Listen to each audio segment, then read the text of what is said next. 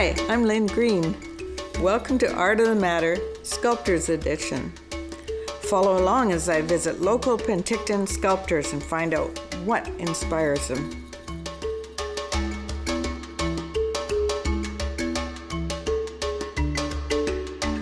It's so exciting to have public art in our community of Penticton.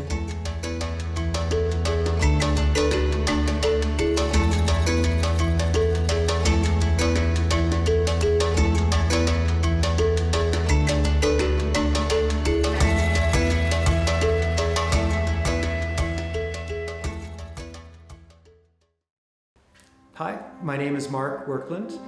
I'm a sculptor, and welcome to my studio.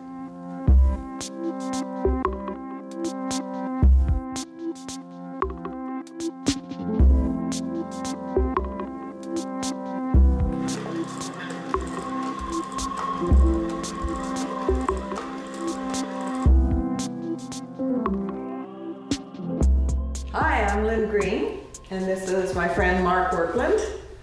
I'm very happy to be here, Mark, and to talk about what you are creating in the studio and what you've done with your art. So I'm a very eclectic artist. I'm not focused on one or two mediums or genres. I kind of stretch all over the place, from electronic and kinetic sculpture to more traditional bronze casting type stuff. I do some anatomical studies and some pretty wacky nature studies, and it's all over the place. I'm sure you have a really interesting story of how this all started. I was a bit of a rebel, I guess. When I was a kid, I didn't enjoy school. And I remember in grade 11, we were allowed one spare for the whole year. And I took it in the first semester.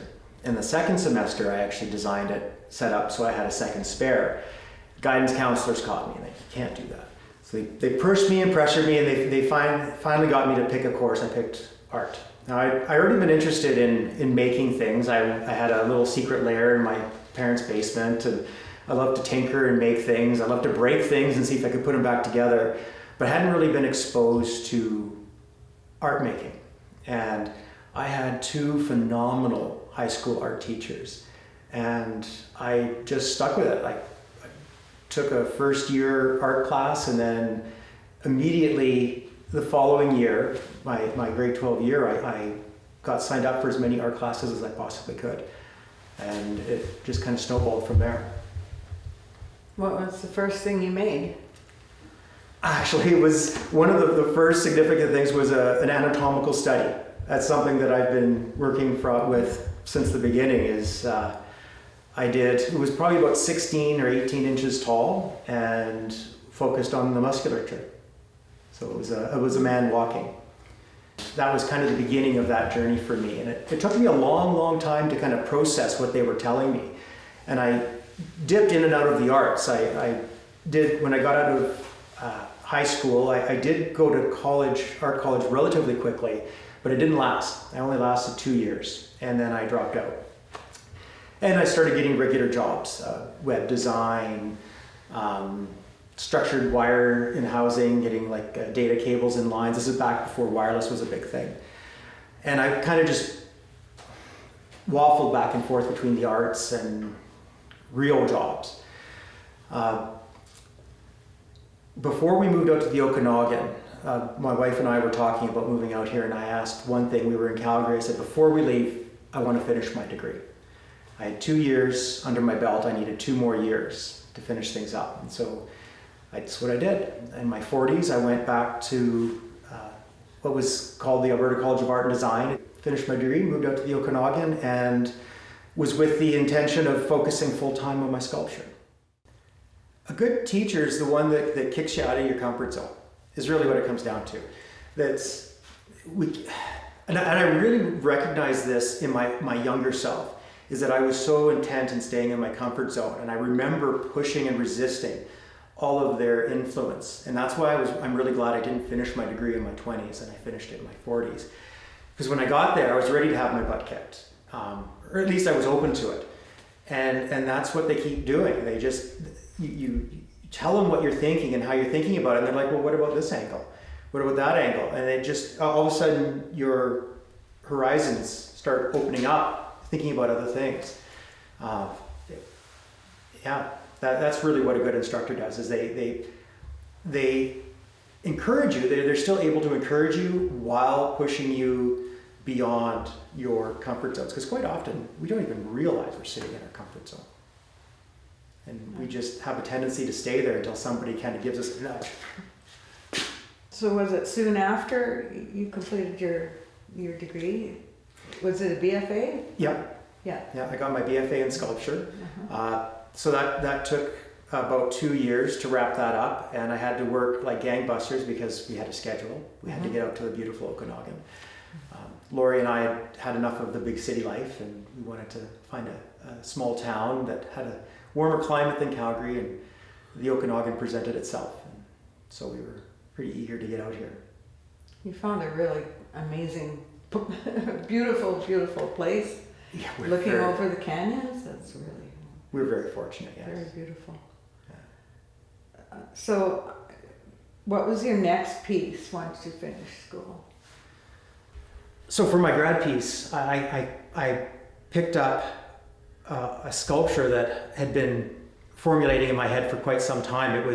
I'd taken a portrait of a friend of mine in my first or second year of college. And in Photoshop, it was a high contrast photo to begin with, and I oversaturated it to the point where all the whites were blown right out and all the blacks were blown right out.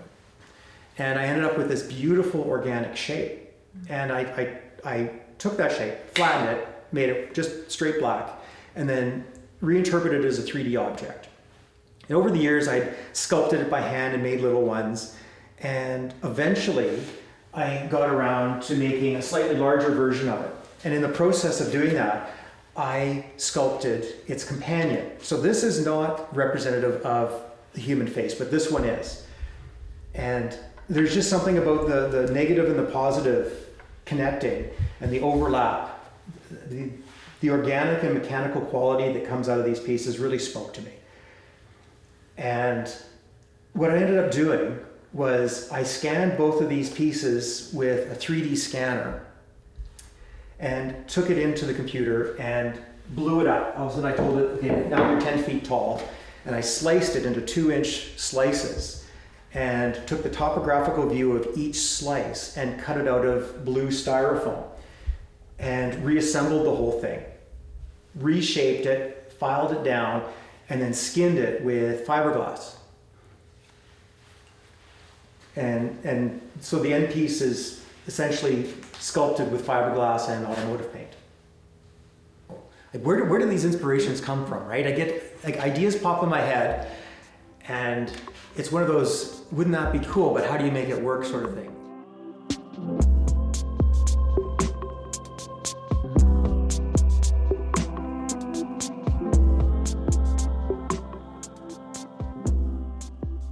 Electronic or new media sculpture it's a huge genre. I mean, it runs, like I've kind of got a small narrow path inside of that where I use physical electronics and everyday objects and combine them.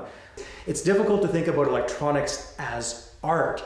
And that's one of the reasons why I don't tend to disguise or hide what I'm doing, because I want it, I'm not trying to create an illusion so much as create a different experience.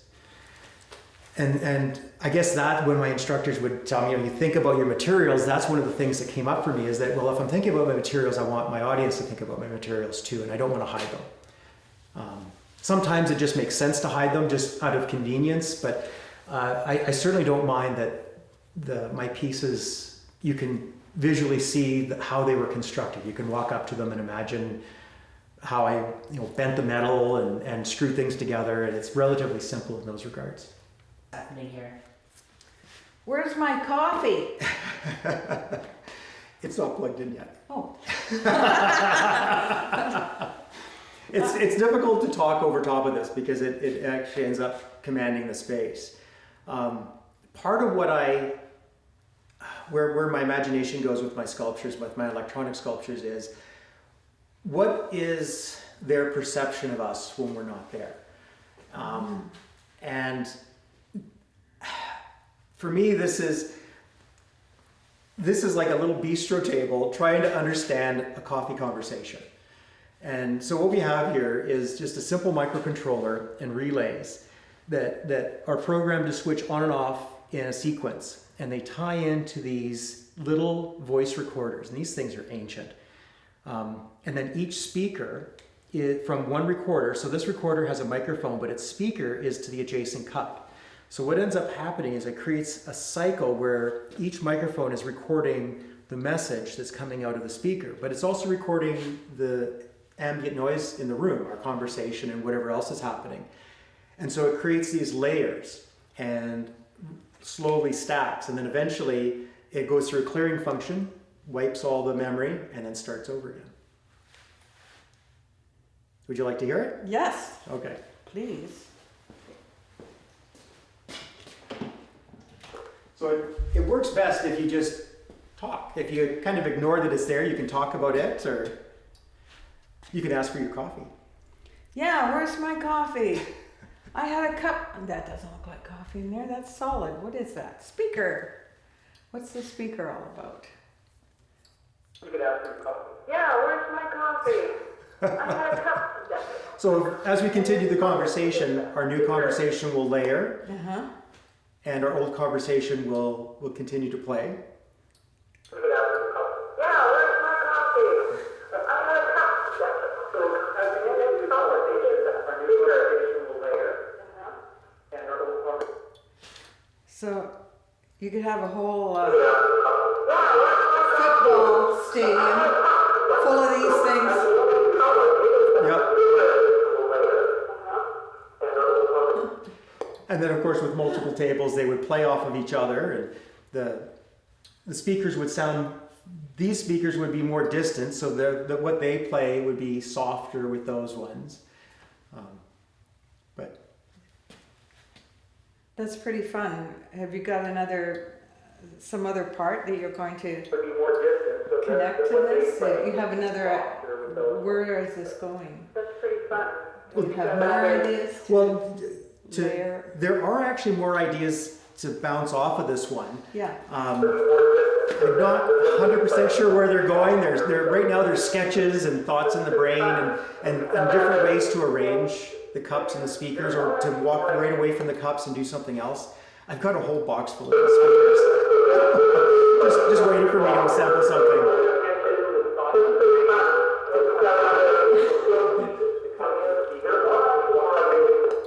And yeah, so I could either just keep replicating these tables and have them in a space, or I could come up with another arrangement. And I kind of like the idea of having a sphere of audio that picks up sound from one side and transmits it on the other, or mixes it and then transmits it. I like the idea of having a sphere of Ideas in development.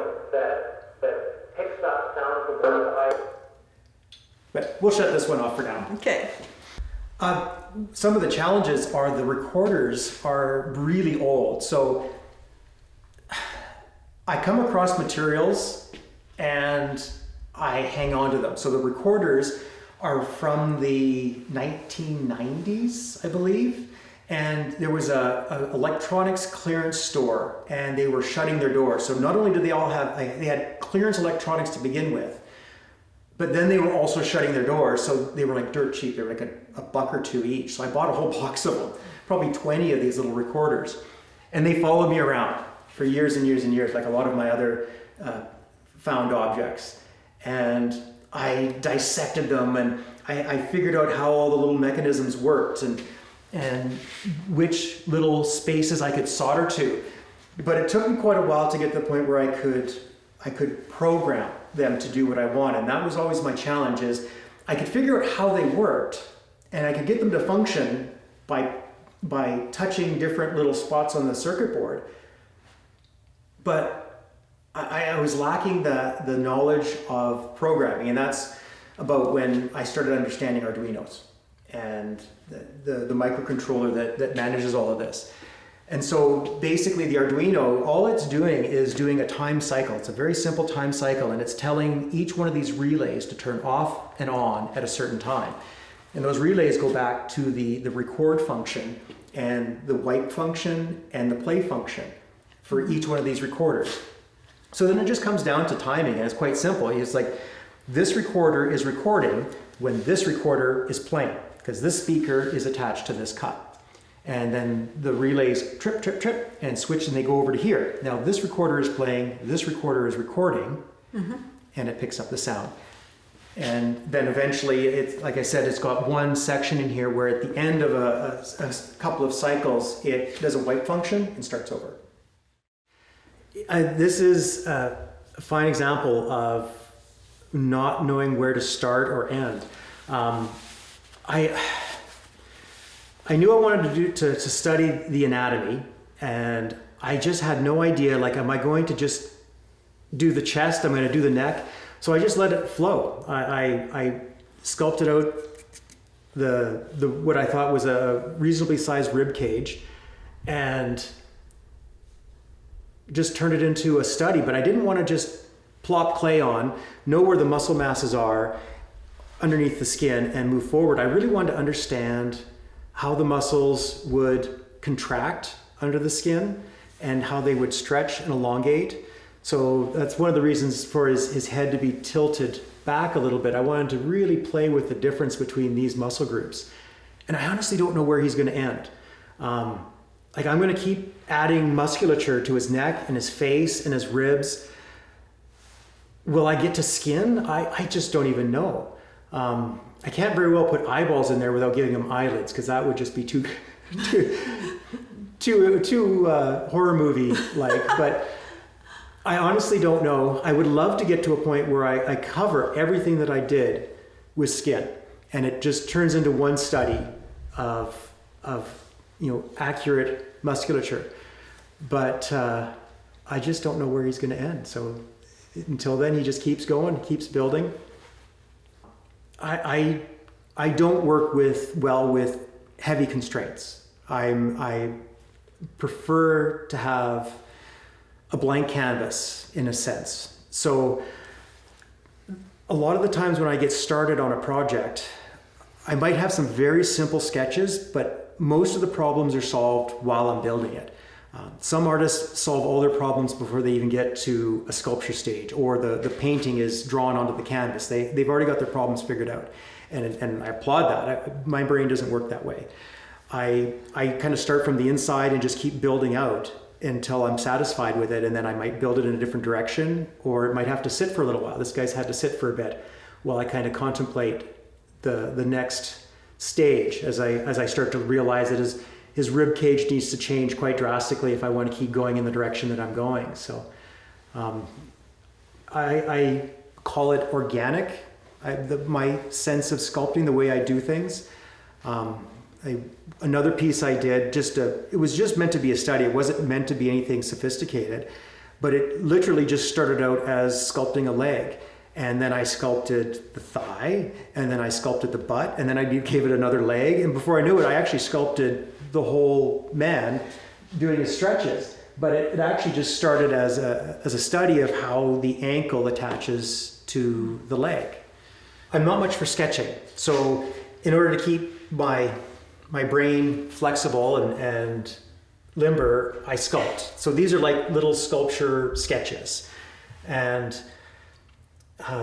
this one here literally just started out as a leg, calf, and ankle study. I just wanted to do the one part of his leg. And then I wanted to see how the knee would form if the leg was folded tight. And before I knew it, I ended up sculpting the whole little dude. And he's doing a leg stretch, right? And so that's another example of kind of just intuitive sculpting and letting it roll. This one here, I had a little bit more intention. I knew what I wanted. I wanted a sense of balance. I wanted to create a figure that created a believable one-legged pose, but also have it feel a little bit unbelievable that it can actually stand on its own.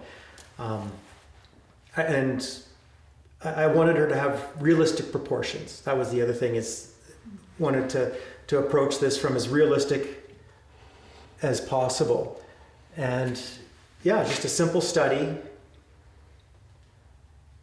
It's funny, I actually forgot about these, and when the interview was coming up, my wife asked me, like, are you going to take your studies out there? These were just sitting in a closet in the house. And I went, oh yeah, sure. I guess I am. And then we had to dig these out too. These are just some more random anatomical studies I did. These ones are actually, so those are an oil-based clay. They'll never solidify, so they'll never harden. If I want to do anything with them, I have to do molding and casting. And I have to keep them cool. When the studio gets too hot, they melt. This poor guy, his stretch turned it into quite the fold a couple summers ago, and that's why they were in the house rather than the studio. But this is an air dry clay. I just never fired it.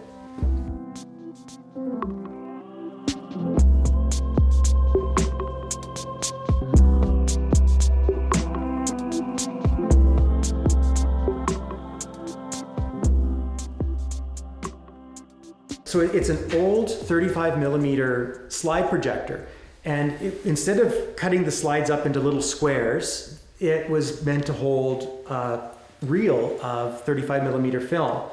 So there's no audio component to this machine, and there was no motor component. So those were some of my challenges that I wanted to overcome. I created this little cage and this infinite loop film to get pulled through it, and I found a little gear motor to attach to it. And all those wires connect down to more microcontrollers inside the original, this is the original box that it came in. And probably getting to be close to 100 years old, this old projector.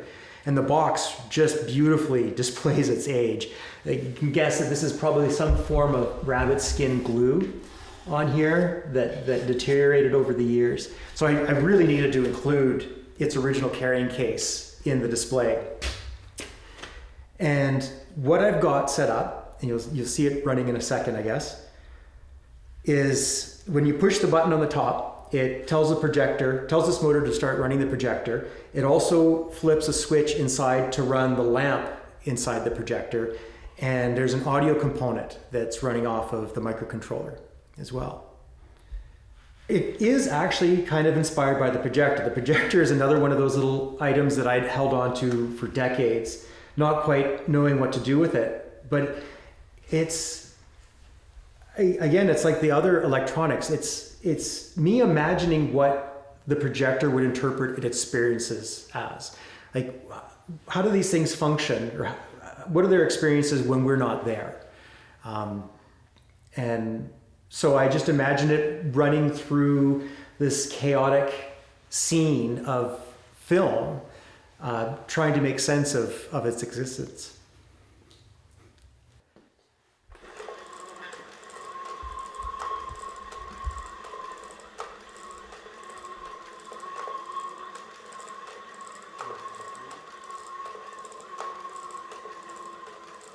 Of course, they're inanimate objects, but there's imprints of our experiences in everything we do. We leave footprints. And I don't really believe that this machine has a mind and it is trying to sort out what its experiences are. But it's still, it's kind of like thinking back and imagining if you sit in a car that your grandfather owned and you drive that car and you try to imagine the experience of your grandfather and that car together. It could be a similar, like what are this device's experiences with human interaction? And it's almost like nostalgia. It is pure nostalgia. Yeah, totally. That's a good, I'd never thought of it like that, but it's totally what it is. So the drawings are directly inspired by William Steig's children's story, Rotten Island. And it's this beautiful children's story about this happy island of monsters that end up destroying themselves over flowers. Something about that spoke to me about the human experience, and having the projector try and interpret the human experience through a children's story, especially one that kind of talks about their own destruction, kind of had some poetry to it for me. I really appreciate you allowing us to come here and see your work and talk to you about the work. It's been an absolute pleasure having you here and getting to know you all. So thank you for coming to my studio. Thank you so much.